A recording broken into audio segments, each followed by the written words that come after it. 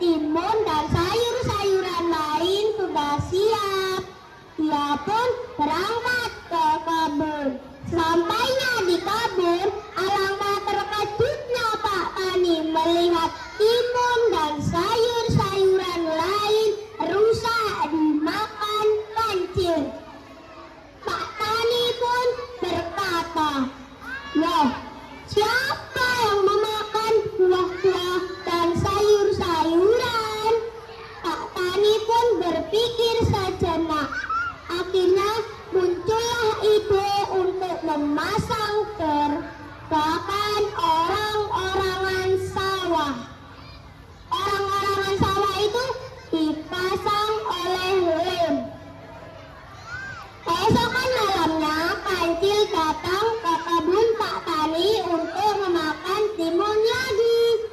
Dan selesai memakan timun, kancil itu pun bertemu dengan orang-orangan sawah yang dipasang oleh Pak Tani. Kancil itu berkata, "Wah, ada orang-orangan sawah. Sepertinya aku harus melawannya." Kancil itu pun menghantamnya dengan kaki kanannya. Tak! Kakinya pun tersangkut di orang-orangan sawah itu. Kancil pun berkata, "Loh, kok kakiku dilem di sini?" Dia pun berusaha melepaskan tangan kanannya. Lalu tangan kirinya pun memukul orang-orangan sawah itu. Tak! Akhirnya dia berusaha melepaskannya dengan kaki kanan. Tak! Akhirnya semua badan tersangkut di orang-orangan sawah itu.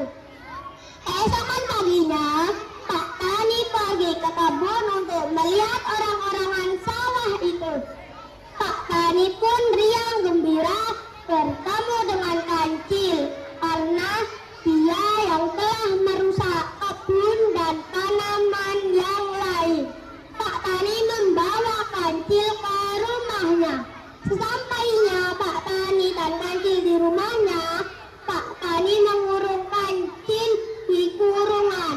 Kurungan itu disegel oleh batu dan Pak Tani pergi ke pasar untuk membeli bumbu buat sate dan peralatan. Selepas Pak Tani pergi, serigala datang menghampiri kancil. Serigala itu pun berkata, "Hei kancil, ngapain kamu di sini?" Kancil pun berkata, "Iya, soalnya aku mau dijadikan menantu oleh Pak Tani." Serigala itu bilang, "Loh, enak banget kamu dijadikan menantu." Kancil pun bilang, "Iya, sekarang Pak Tani ke pasar untuk membeli baju dan makanan yang banyak." Serigala itu pun berkata, "Kancil, apakah kamu mau aku bebaskan?" Kancil itu pun berkata, "Mau saja, tapi kurungan ini disegel oleh batu. Kalau kau bisa mendorongnya, pasti aku bisa keluar." Serigala itu pun mendorong batu. Dok, dok, dan akhirnya batu itu terjatuh. Kancil bebas dan serigala masuk ke kurungan.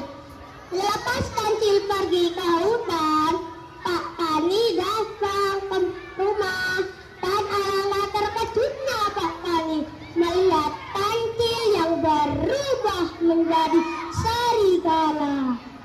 Pak Tani pun bilang, "Loh, kancilnya kok berubah menjadi serigala?"